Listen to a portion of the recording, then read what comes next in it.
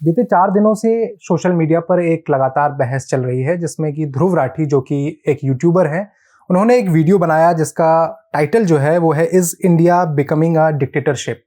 इस मुद्दे को लेकर काफ़ी चर्चा चल रही है कि क्या सच में भारत में तानाशाही आ गई है। इस मुद्दे को लेकर हमारे साथ बातचीत करने के लिए वरिष्ठ पत्रकार दिलीप मंडल हैं। हम इनसे जानेंगे कि क्या सच में इस तरीके की चीज़ें भारत में बीते 1 दशक में या पिछले 2 दशकों में इस तरीके की स्थितियां बनी हैं जिससे कि लोकतंत्र जो है भारत का वो कमज़ोर हुआ है कि नहीं हुआ। उन्होंने आज ही द प्रिंट में एक आर्टिकल लिखा है जिसका शीर्षक है कि ध्रुव राठी इज रॉन्ग, ध्रुव राठी गलत है।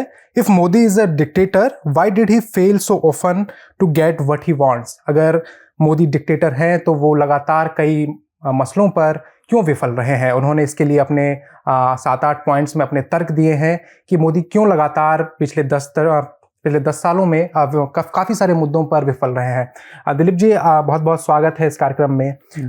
आपने जो तर्क दिए हैं उनके आधार बताइए कि आप क्यों मानते हैं कि भारत जो है वो तानाशाही की तरफ नहीं बढ़ रहा है।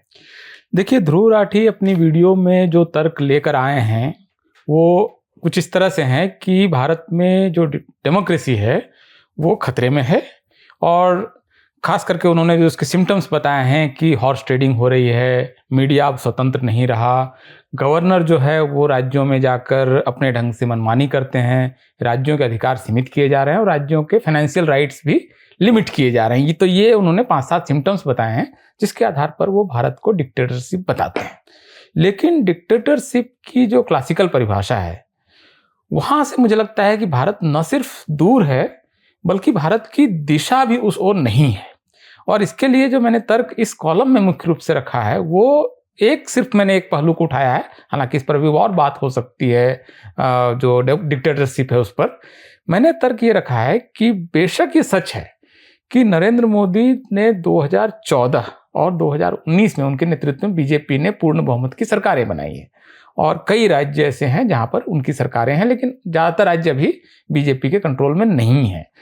तो चुनाव जीत रहे हैं ये तो सही है, लेकिन कोई नेता बार बार चुनाव जीत रहा है इस वजह से वो डिक्टेटर हो गया है। मुझे लगता है कि ये आर्गुमेंट को सिर के बल खड़ा कर देना है। अभी मैंने इसमें तर्क दिया है कि क्या डिक्टेटरशिप होने के नाते नरेंद्र मोदी अपनी मनमानी कर पा रहे हैं, क्या वो जो चाहते हैं वो लागू कर पा रहे हैं।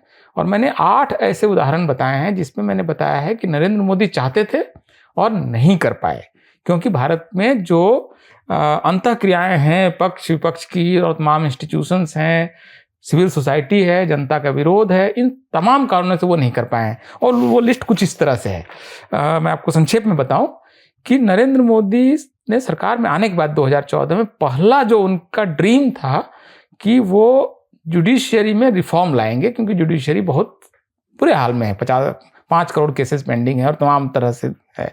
तो उन्होंने एक सिस्टम लाने की कोशिश की कि जो जज को नियुक्त करते हैं, जो उन्होंने राष्ट्रपति से वो अधिकार जज ने छीन लिया है, वो वापस राष्ट्रपति को देंगे और एनजेसी का एक्ट लाएंगे। तो एनजेसी का एक्ट आ गया। इसको 20 राज्यों की विधानसभाओं ने अनुमोदित कर दिया, जिसमें विपक्ष की भी कई सरकारें थी। संसद में वो लगभग आम राय से पक्ष विपक्ष ने उसको लागू कर दिया, लेकिन सिर्फ 4 जजों ने उन फैसले को पलट दिया। क्या ये डिक्टेटर का लक्षण है? इंदिरा गांधी के समय में सुप्रीम कोर्ट ने एक फैसला दिया उनके खिलाफ, तो उन्होंने बाकायदा अमेंडमेंट लाकर उनकी धज्जियां उड़ा दी। तो डिक्टेटरशिप की जो टेंडेंसीज हैं उसके लक्षण ये नहीं है। दूसरा उदाहरण, फार्म लॉज। संसद में बिल पास हुआ, संसद जहां पर जनता की राय अभिव्यक्त होती है, संसद में पास हुआ, लेकिन सिर्फ 2 राज्यों के किसानों के विरोध की वजह से उनको लगा कि आम सहमति नहीं बनी है, तो हम उसका जो लागू करना है उसको पोस्टपोन कर देंगे। क्या ये डिक्टेटरशिप करता है? अगर वो चाहते कि नहीं हमको लागू कर ही देना है तो क्या कोई रोक सकता था? लेकिन उन्होंने आम सहमति बनने का इंतजार किया। CAA 2019 में तमाम विरोध तमाम सबके बाद संसद ने पास कर दिया उस बिल को। वो 5 साल से लागू नहीं कर पा रहे हैं। अभी तक एक आदमी को सिटीजनशिप नहीं दी है, क्योंकि उनको मालूम है करेंगे तो कुछ लोग विरोध करेंगे। कुछ लोगों के विरोध की वजह से उन्होंने 2 करोड़ भारतीय उपमहाद्वीप के लोगों को सिटीजनशिप देने का जो एक जिम्मा है, उस जिम्मे को उन्होंने पोस्टपोन कर रखा है। डिक्टेटर का लक्षण है ये। मुझे नहीं लगता है कोई डिक्टेटर इस तरह से करता है। लैंड एक्विजिशन बहुत मुश्किल है भारत में इंडस्ट्री के लिए जमीन लेना। 2013 के कानून की कुछ विसंगतियों को दूर करने की कोशिश की उन्होंने, कि जो कंसेंट है 70% लोगों की सहमति और ये सारा कुछ, उन्होंने उसको अमेंड करने की कोशिश की। और अल्टीमेटली लोगों के विरोध और सिविल सोसाइटी के विरोध की वजह से उन्होंने बाकायदा अपने अमेंडमेंट बिल को ही सुधार कर लिया और उसी में नौ सुधार कर दिए, नहीं लागू करा पाए। तो ये यूनिफॉर्म सिविल कोड उन्होंने नहीं लागू कराया अभी तक, वो जबकि उनके ये मैंडेट है उनका घोषणा पत्र में है, सरकार चुनकर आई है इस बात पर, लेकिन वो इशू नहीं लागू कर रहे हैं, यूनिफॉर्म सिविल कोड नहीं लागू कर पा रहे हैं। तो और कर दें तो कौन रोकेगा, लेकिन नहीं कर रहे हैं। उनको लगता है कि एक सेक्शन ऑफ द सोसाइटी जो है वो उसका सहमत नहीं है, तो उन्होंने रोक रखा है। रोहिणी कमीशन, ओबीसी का बाइफर्केशन और ट्राइफर्केशन, ओबीसी का बंटवारा, उनको मैंडेट है, बाकायदा कॉन्स्टिट्यूशन के तहत 340 के तहत एक कमीशन बनाया गया, रिपोर्ट आ चुकी है, राष्ट्रपति पास रिपोर्ट पड़ी हुई है, लागू नहीं हो रहा है क्योंकि उनको मालूम है कुछ लोग विरोध कर देंगे। तो एक आम सहमति बनाकर चलना, जिसको आप कई बार शासक की कमजोरी भी कह सकते हैं, इसके लक्षण बार बार नरेंद्र मोदी में दिख रहे हैं। मुझे उनमें डिक्टेटोरियल कोई टेंडेंसीज आज की तारीख में नहीं दिख रही है। ये मेरा प्रेमाइस है, ये मेरा आर्गुमेंट है। पर ध्रुव राठी जो कहते हैं कि मीडिया पे कंट्रोल, और 3-4 पॉइंट्स बताते हैं जिसका और पूरा फ्रेमवर्क एक बांधते हैं कि मीडिया पर कंट्रोल, हॉर्स ट्रेडिंग और एजेंसीज पर जिस तरीके का नरेंद्र मोदी सरकार का जो एक कंट्रोल है, उन सारी चीज़ों को वो बताते हैं। लेकिन पिछले कुछ सालों में हमने देखा कि जो एजेंसीज हैं, ईडी है, सीबीआई है, ये किस तरीके से काम कर रही है। विपक्षी दलों के नेताओं को अरेस्ट किया जाता है, उनको कई मामलों में फंसाया जाता है। तो क्या ये सारी चीज़ें, ये रवैये क्या तानाशाही की तरफ नहीं ले जा रहे हैं? देखिए, मीडिया के बारे में ध्रुव राठी जो कह रहे हैं उसको गलत करने के लिए तो उनका वीडियो ही काफ़ी है। उनका वीडियो ऑलरेडी 13 मिलियन देखा जा चुका है, 1,30,00,000 लोग देखे जा चुके हैं। नरेंद्र मोदी को तरासा कह रहे हैं, और बीजेपी केंद्र में है, नरेंद्र मोदी शासन में है, उनके लिए मिनटों का काम है कि उस वीडियो को रोक दें। उस वीडियो को सरकार रहने दे रही है और उस पर बहस होने दे रही है, और तमाम यूट्यूबर्स 2-4 को छोड़ दें तो सब लोग जो कह रहे हैं सब कुछ ऑन एयर है। मतलब आमतौर पर सिर्फ फार्म प्रोटेस्ट के 1-2 लोगों को छोड़ दें तो आमतौर पर किसी का बैन भी नहीं है। तो अब जिस समय की ज़्यादातर डिस्कोर्स, ज़्यादातर चर्चाएं इंटरनेट और सोशल मीडिया, मोबाइल फ़ोन और इस पर हो रही है, वो बड़ा स्पेस है, वहाँ पर तो सरकार का कोई कंट्रोल नहीं है। इसके अलावा जो मेन स्ट्रीम मीडिया है, जिसको चैनल और एक अखबार है, इस पर अगर विज्ञापन बीजेपी दे रही है तो बाकी राज्यों में जो मीडिया है वहाँ तो राज्य सरकारें ही विज्ञापन देता है। दिल्ली में केजरीवाल जितना विज्ञापन देते हैं उतना तो बीजेपी नहीं दे सकती है, उसका 10वां हिस्सा भी नहीं दे सकती है। तो दिल्ली की मीडिया पर तो केजरीवाल का बहुत ज़बरदस्त कंट्रोल है। आप केजरीवाल के खिलाफ कोई खबर छाप के देख ले, मतलब कितना बड़ा साहसी है वो देखा जा सकता है। दिल्ली में दिल्ली का जो अखबार है नहीं छाप सकता है। आप ममता बनर्जी के खिलाफ वही स्थिति पश्चिम बंगाल में, आप किसकी हिम्मत है? तो और इसलिए हिम्मत का बात नहीं, वो रेवेन्यू ट्रांजेक्शन का एक दबाव होता है। तो ये हमेशा रहा है।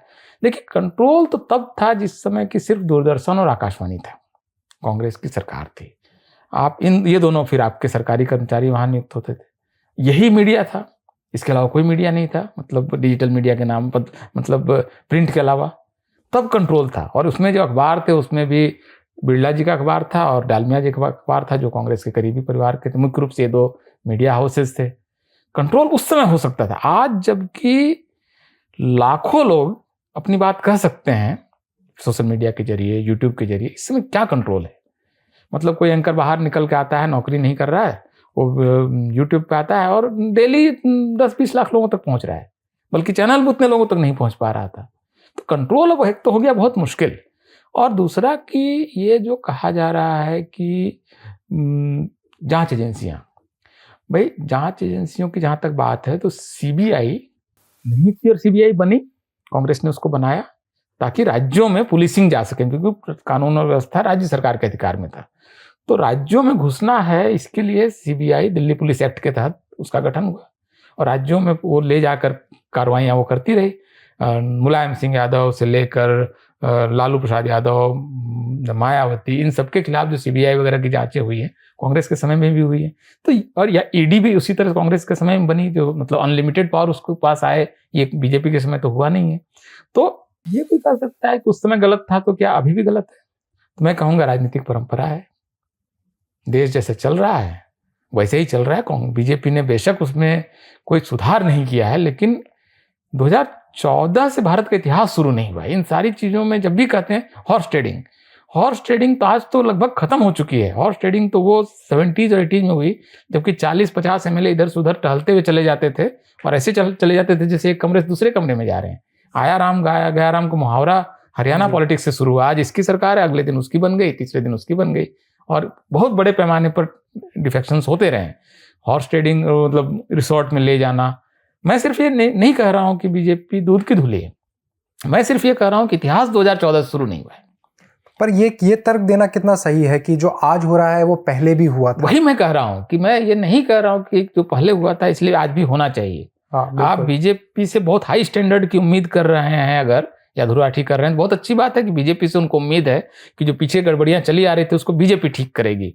अगर ये उनकी उम्मीद है, ये अगर उनका भरोसा है, तो बीजेपी को खुश होना चाहिए कि जो उनके विरोधी हैं वो भी उम्मीद कर रहे हैं कि कांग्रेस के समय की गड़बड़ियां, सीबीआई के जरिए राज्यों में हस्तक्षेप करना, मतलब आप समझिए कि एक साल में 15 राज्य सरकारें गिराई गई हैं। पहले एक दिन में 11-12 सरकारें गिराई गई। नरसिम्हा राव ने एक दिन में 3 बीजेपी की सरकारें गिरा दी, राजस्थान, मध्य प्रदेश और हिमाचल की। आज कहाँ हो रहा है? आज कौन, आपको याद कीजिए कि आखिरी सरकार कब राष्ट्रपति शासन लगा था, कि एक साल में कितनी बार लगा है? इंदिरा गांधी ने तो मतलब ताश के पत्ते की तरह सरकारें फेंटी हैं, मतलब, और एक साल में और एक दशक में 30-35 सरकारें गिराई गई। तो मैं ये नहीं कह रहा हूं कि वो था इसलिए अभी भी होना चाहिए। मैं ये कह रहा हूं कि इस वजह से अगर उस समय तानाशाही नहीं आई थी तो आज भी तानाशाही नहीं आएगी। पर जो 1975 का जो दौर था, या 1971 के बाद जब इंदिरा गांधी जो एब्सोल्यूट मेजोरिटी मिली जो बांग्लादेश अलग करने के बाद, तो उस समय की दौर को एक तरीके से तानाशाही का ही दौर माना जाता है, क्योंकि जो पूरा पावर था उन्होंने कॉन्सोलिडेट कर दिया था, उन्होंने इमरजेंसी लगा दी थी। तो उस समय तो कहा गया कि ठीक है इमरजेंसी लगा दी, पर अभी के दौर को कहा जा रहा है कि इमरजेंसी नहीं लगी, लेकिन उसी तरीके की सिचुएशन है, उसी तरीके की सेंसरशिप है, आपके बोलने पर, काफ़ी टाइम लिखने पर आपकी जो है कार्रवाई की जाती है। और जब ध्रुव राठी बात कर रहे हैं डिक्टेटरशिप की, तो उसके परिप्रेक्ष्य में हमको लोकतंत्र की बात करनी पड़ेगी। लोकतंत्र जो है एक तरीके से एक यात्रा है, वो किसी पोजीशन पे मजबूत हो सकती है, कभी वो कमज़ोर हो जाती है, फिर उसके बनने और बिगड़ने की प्रक्रिया है। तो अभी जो चीज़ें चल रही है वो कहाँ बन रही हैं और बिगड़ रही हैं? देखिए, इसमें मेरे 2 तर्क हैं कि लोकतंत्र, चुनाव और संविधान, इन 3 चीज़ों को जिस एक आदमी से इस देश में सबसे कम खतरा है वो नरेंद्र मोदी है। और मेरे ये कहने के पीछे का तर्क ये है कि नरेंद्र मोदी अल्टीमेटली क्या है। एक व्यक्ति के तौर पर, पारिवारिक पृष्ठभूमि के तौर पर बहुत सारी कंट्रोवर्सीज है, लेकिन मोटे तौर पर हम जानते हैं कि वो बहुत रिच परिवार के नहीं हैं। इवन इतने ऐसे भी परिवार के नहीं हैं कि जिनका बच्चा प्राइवेट स्कूलों में भेजा जाए। उनकी अंग्रेजी वगैरह से आप अंदाजा लगा सकते हैं कि वो किस तरह की उनकी पढ़ाई वगैरह, शुरुआती पढ़ाई भी हो गया। उनके परिवार के लोग जिस तरह से बोलते हैं उससे आप अंदाजा लगा सकते हैं कि बहुत ही वो लोअर मिडिल क्लास या उससे भी नीचे का परिवार तो रहा ही है। वो जाति के रूप में भी वो कम से कम ब्राह्मण, क्षत्रिय और वैश्य तो नहीं है, उसके नीचे ही कहीं प्लेस हैं, और ओबीसी जाति लंबे समय से में वो कैटेगरी में वो हैं। ये आदमी भारत का प्रधानमंत्री बनता है। अभी आप पूरे भारत की कहानी से, इंडिया की कहानी से लोकतंत्र, संविधान और चुनाव को निकाल दीजिए। क्या नरेंद्र मोदी जहां है वहां पहुंच सकते हैं बगैर चुनाव के? इवन क्या अगर वो बीजेपी को चुनाव न जितवा पाए तो क्या उनको धक्के मार के ना निकाल दिया जाएगा? उस पार्टी ने तो वाजपेयी को निकाल दिया, मतलब लीडरशिप से एक तरह से 2004 में हार के बाद, 2009 में हार के बाद आडवाणी को निकाल दिया। तो नरेंद्र मोदी अगर वोट नहीं ला सकते हैं, और चुनाव ना होता तो वोट नहीं लाते, चुनाव की प्रक्रिया के इतने बड़े लाभार्थी, मतलब उसका बेनिफिशियरी तो इससे बड़ा कोई है ही नहीं। ना स्टीफेंस में पढ़े हैं, ना सेंट जेवियर्स में पढ़े हैं, ना विदेश में पढ़े हैं, ना उनका परिवार कोई अरबपति परिवार है, ना कोई इंडस्ट्रियलिस्ट परिवार है, ना खानदानी रईस है, ना जमींदार हैं। वो आदमी प्रधानमंत्री बन रहा है। भारतीय लोकतंत्र और चुनाव का चमत्कार है। तो इसमें मतलब वो इमेज बहुत पावरफुल है कि वो लोग जब वो पहली बार 2014 के बाद संसद जाते हैं तो सिर झुकाकर प्रणाम करते हैं। उनको मालूम है कि ये इंस्टीट्यूशन है इसलिए नरेंद्र मोदी है, वरना नरेंद्र मोदी क्या है? ऐसे लोग घूमते फिरते, चाय बेचते, तेल बेचते। पर उनके इंस्टीट्यूशंस को लेकर तो सवाल उठते हैं कि जो इंस्टीट्यूशंस जो हैं वो ठीक तरीके से काम नहीं कर पा रहे। इसका उदाहरण के तौर पर ही कि अमेरिका का लोकतंत्र और भारत के लोकतंत्र में कहा जाता है कि अमेरिका का लोकतंत्र महान इसलिए है क्योंकि वहाँ ट्रंप के साथ भी वो सवाल करने को फ्री हैं, पर मोदी से सवाल करने को लेकर क्या फ्रीडम है उतनी भारत में, जो इंस्टीट्यूशंस की आप बात कर रहे हैं? नहीं, क्यों नहीं है। आप इलेक्ट्रल बॉन्ड सरकार लाती है, सुप्रीम कोर्ट गिरा देती है। ये एनजेसी का एक्ट लाते हैं कि हम जुडिशरी की नियुक्ति कैसी हो, जुडिशरी गिरा देती है। जुडिशरी तो हर बीच बीच में इनके फैसले को पलट देती है और उसका ये आदर करते हैं। एनजेसी दोबारा लाने की तो कोशिश नहीं की इन्होंने। मैंने इंदिरा गांधी रहती तो क्या करती उस समय, अगर ये एनजेसी को गिराती, कोर्ट अगर गिराती तो बाकायदा एक संविधान संशोधन लाकर उसको बोलती कि ऐसी तैसी हम भैया ऐसा है कि हम एक एक्ट ला के संविधान संशोधन करके आपके हाथ से पावर ले रहे हैं।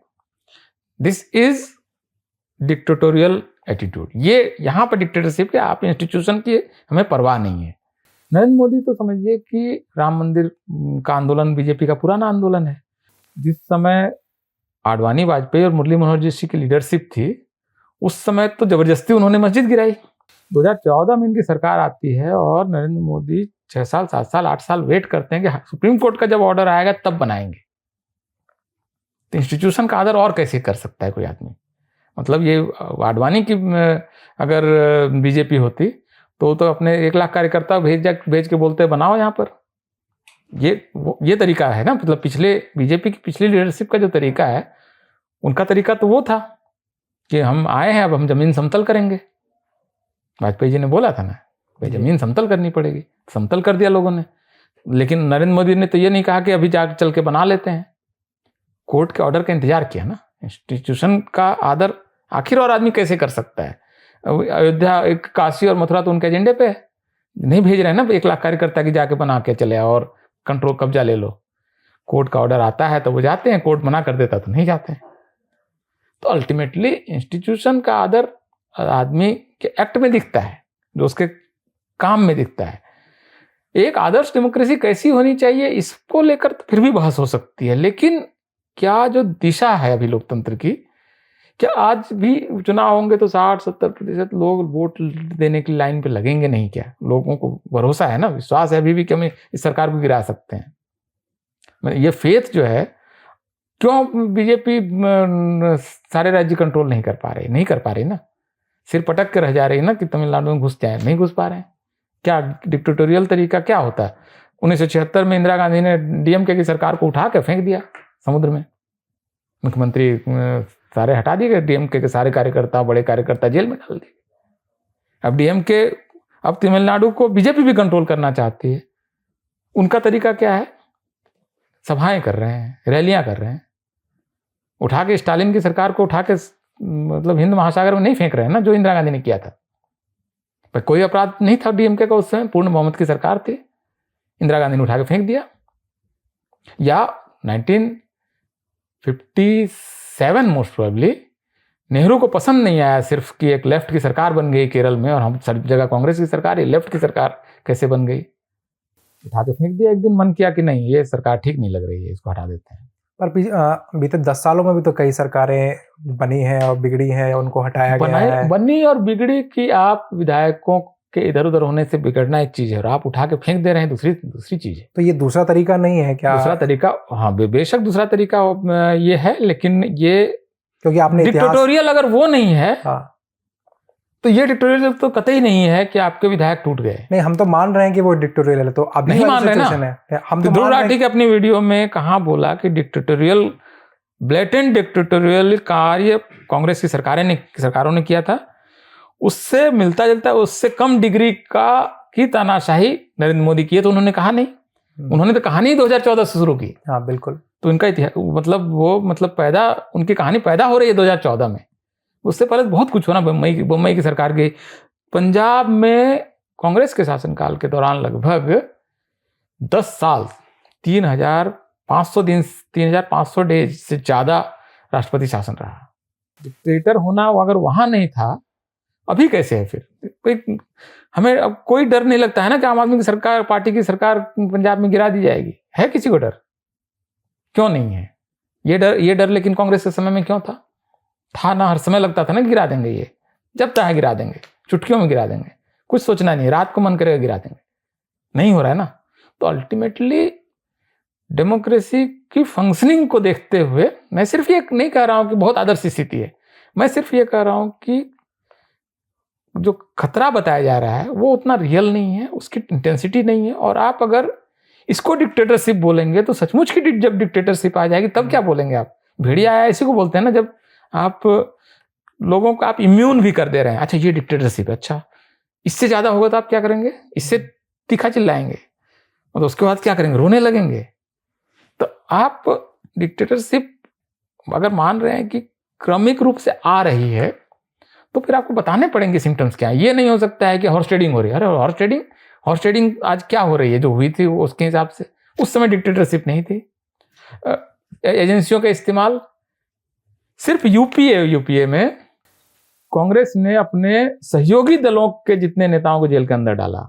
डीएमके उनका सबसे बड़ा पार्टनर था, कनिमोई को और ए राजा को इन्होंने जेल में डाला, इसलिए कि डीएमके खत्म हो जाएगी तो वहां कांग्रेस का ग्रोथ हो जाएगा। आपने लालू यादव को सीबीआई कोर्ट से सजा दिलाई गई यूपीए के शासनकाल में, और इंश्योर किया गया कि आदमी जिंदगी में कभी चुनाव न लड़ सके। राहुल गांधी ने इंश्योर किया ताकि कांग्रेस आरजेडी अगर बिहार में खत्म होती है तो शायद कांग्रेस के लिए स्पेस बन जाएगा, क्योंकि मुसलमान और बाकी लोग शिफ्ट कर जाएंगे।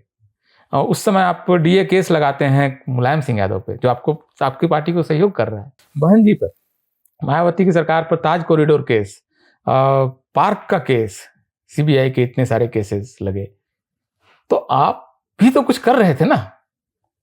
तो मैं नहीं कह रहा हूं कि वो कर रहे थे इसलिए इनका करना भी सही है। शिबू सोरेन के जेल में क्यों डाला गया भाई? आपका पार्टनर था ना।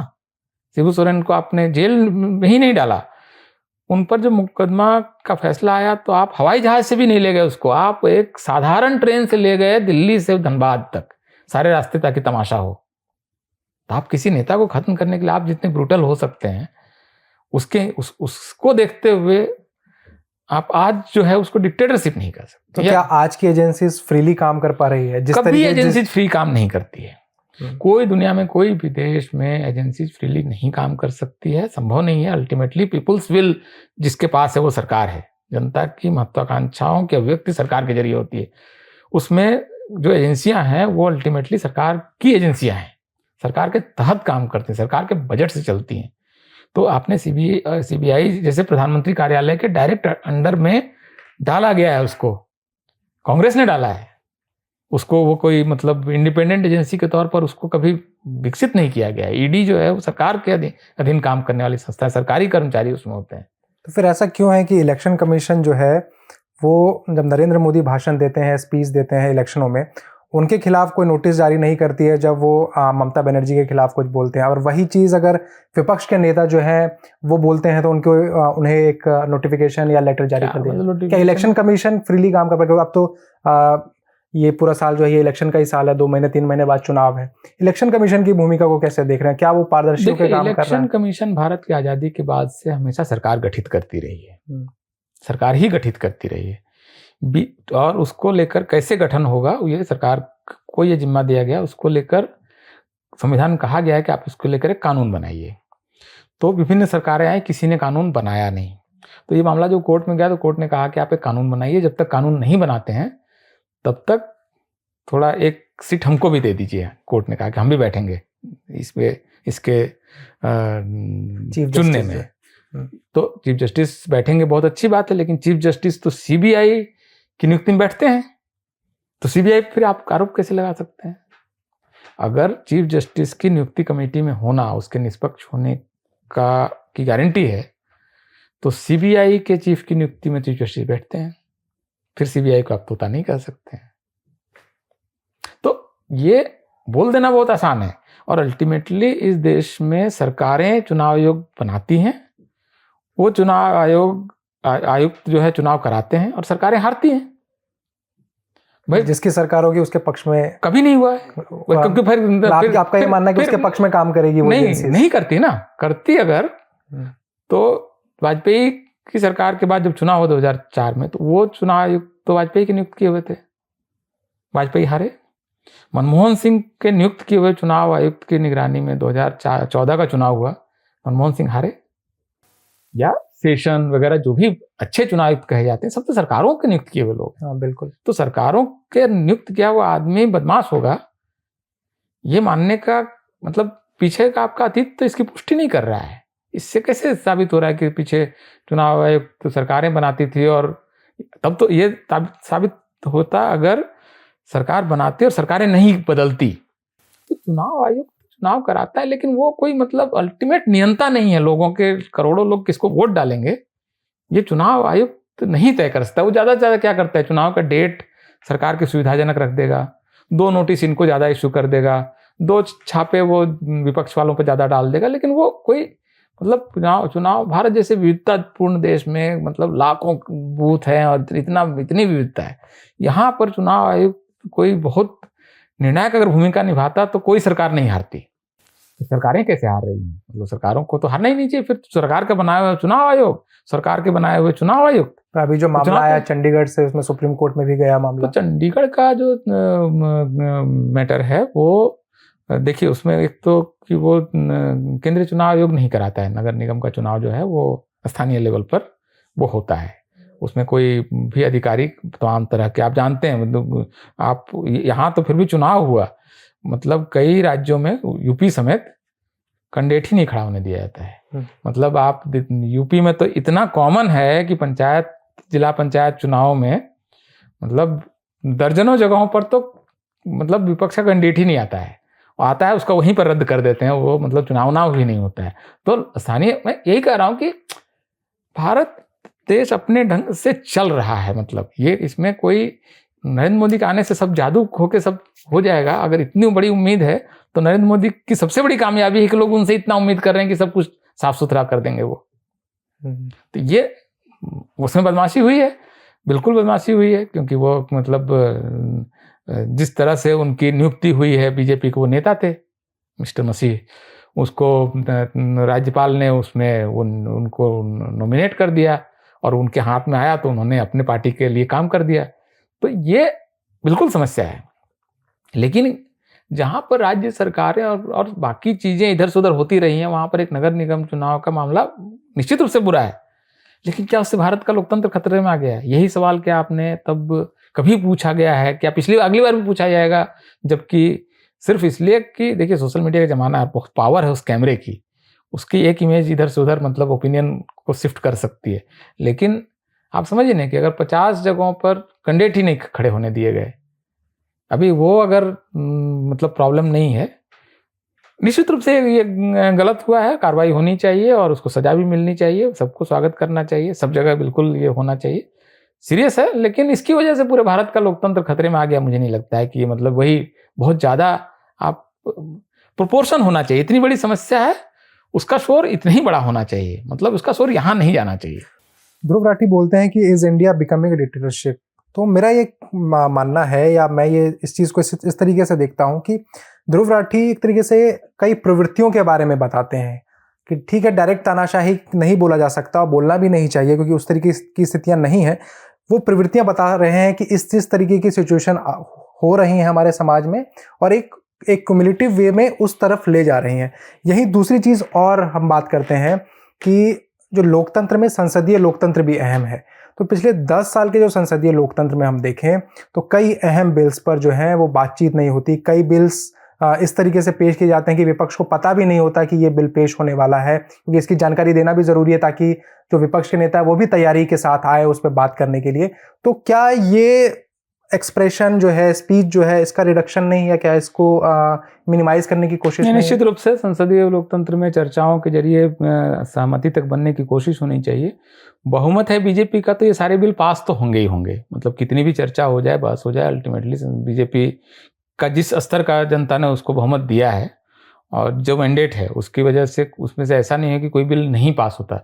मतलब ये कोई कह सकता है कि फार्म बिल पर और चर्चा होती और उसके बाद बीजेपी उसको पास करा ले जाती तो ये सही तरीका होता, लेकिन बीजेपी ने कम चर्चा करा के या नहीं चर्चा करा के पास कर दिया, गलत है। तो ये मोरल क्वेश्चन है, ये प्रोसीजरल क्वेश्चन जरूर है, और लेकिन यही है कि वो बिल को तो पास होना ही है ना भाई। सीए उनको पास कराना था, आप उन्होंने और चर्चा कराते, ठीक है, अच्छी बात है, और चर्चा होनी चाहिए थी, लेकिन और चर्चा नहीं भी पास हो गया, लेकिन पास होना तो फेट अकम्पली है ना। पर सवाल तो यही है ना कि क्यों चर्चा नहीं कराई गई। हाँ, मतलब ये अब उसको अब पास होना कि उनके पास बहुमत है लोकसभा में, राज्यसभा में भी वो कई दूसरी पार्टियों को लाके कर सकते पार्टियां हैं, सहयोग करती है, उनको तो हो ही जाता है। राज्यसभा में उनका कुछ नहीं रुक रहा है। तो इसमें ये जरूर है, मैं कह रहा हूँ कि ये एक नैतिक प्रश्न है कि क्या और चर्चा होनी चाहिए, लेकिन ये प्रोसीजरल प्रश्न ही है। ये कोई वो डिमार्केशन लाइन नहीं है जहां पर देश तानाशाही की तरफ जा रहा है, सिर्फ इसलिए कि इस मुद्दे पर 1 घंटे की चर्चा हुई जबकि 5 घंटे की चर्चा होनी चाहिए।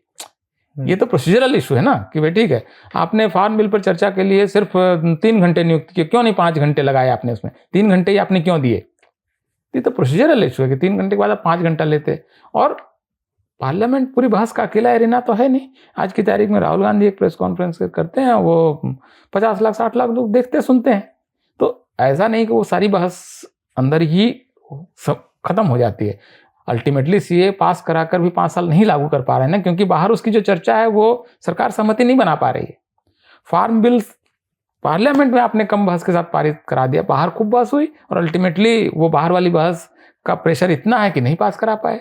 तो ये मैं सिर्फ इतना कह रहा हूं इस पूरे प्रसंग में कि जिस प्रोपोर्शन में खतरा है उसी प्रोपोर्शन में उतनी ही जोर से उस खतरे की आवाज गूंजनी चाहिए, क्योंकि आप जब अति पर चले जाएंगे तो जब रियल कभी कोई खतरा, दरअसल कोई खतरा आया, कोई सरकार अगर आई या यही सरकार किसी समय दरअसल की डिक्टेटरशिप ले आई, तो लोग बोलेंगे कि 2024 में डिक्टेटरशिप आ चुकी थी तो अब क्या हुआ। पर डिक्टेटरशिप ऐसी चीज नहीं है जो एकदम से आज है कि और कल लेके आ गई। कुछ आहटें भी तो होती हैं कि एक पूरी प्रक्रिया है, उसके दौर से वो गुजरते हुए तब आएगी एक डिक्टेटरशिप। कोई ऐसी चीज तो नहीं है कि आज हमने सोचा और कल लाके हमने स्थापित कर दी। क्या ये आहटें नहीं हो सकती हैं जो अभी चीजें? नहीं, मतलब मैं नहीं नेगेट कर रहा हूं कि नहीं हो सकती हैं।